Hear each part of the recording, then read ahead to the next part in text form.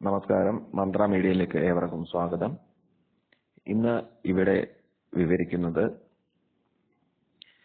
സർവവശ്യപ്രദായകമായ അത്ഭുത ശക്തിയുള്ള ഒരു മന്ത്രമാണ് ശൂലിനി മന്ത്രം. ഇത് പുരാതനമായ ഗ്രന്ഥങ്ങളിലെല്ലാം പറഞ്ഞിട്ടുള്ളതും വളരെ അത്ഭുത ശക്തിയുള്ളതുമായ ഒരു മന്ത്രമായിട്ടാണ് കരുതപ്പെടുന്നത്. ശാരദാതിലകം എന്ന ഗ്രന്ഥത്തിലെല്ലാം ഇതിനെക്കുറിച്ച് വളരെയധികം പ്രതിപാദിച്ചിട്ടുണ്ട്. അവയിൽ നിന്നെല്ലാം കിട്ടിയ അറിവ് വെച്ചാണ് ഈ മന്ത്രത്തെക്കുറിച്ച് പറയുന്നത്.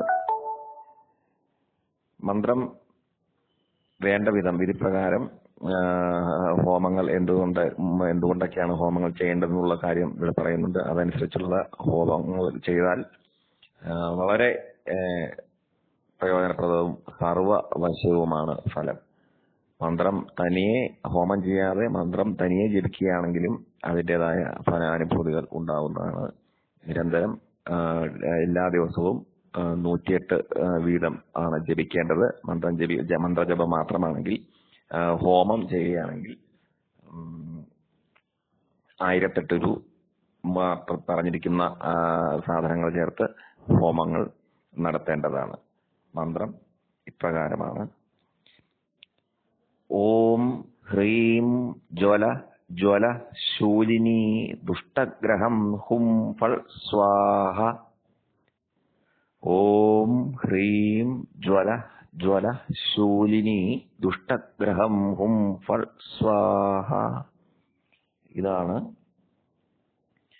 ശൂലിനി മന്ത്രം. പുരാതന ഗ്രന്ഥങ്ങളിലെല്ലാം ഇതിനെക്കുറിച്ച് പ്രതിപാദിച്ചിട്ടുള്ളത് അതീവ ശക്തിയുള്ള വശ്യ മന്ത്രമായിട്ടാണ്. പലതരത്തിൽ പല ആവശ്യങ്ങൾക്ക് വേണ്ടിയിട്ട് പലതരത്തിലുള്ള ഹോമങ്ങൾ നടത്തി ഇത് പലവിധം ഉപയോഗിക്കാം. വശ്യത്തിനായി നമുക്ക് ചെയ്യേണ്ടത് അരയാല്, എരിക്ക് എന്നിവയുടെ സമയത്തുകൊണ്ടോ ത്രിമധുരം ചേർത്ത എള്ളുകൊണ്ടോ ഹോമം ചെയ്യുകയാണ് വേണ്ടത്. മന്ത്രം 108 ഉരു ജപിച്ച് 108 തവണ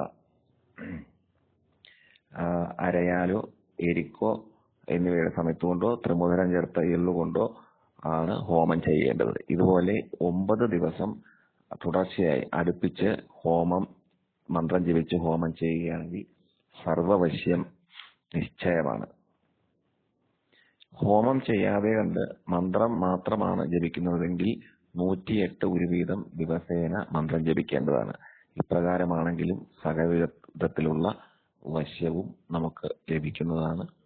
സകലതും നമ്മളിലേക്ക് ആകർഷിക്കുകയും ധനസമൃദ്ധിയും എല്ലാം ഉണ്ടാകുന്നതാണ്. തീർച്ചയായിട്ടും ഇതുപോലുള്ള വിഷയങ്ങൾ നിങ്ങൾക്ക് ഇഷ്ടമാണെങ്കിൽ ചാനൽ സബ്സ്ക്രൈബ് ചെയ്യണം. പുതിയ വിവരങ്ങളുമായി അടുത്ത ഭാഗത്തിലേക്ക് എത്തും വരെ ഏവർക്കും നമസ്കാരം.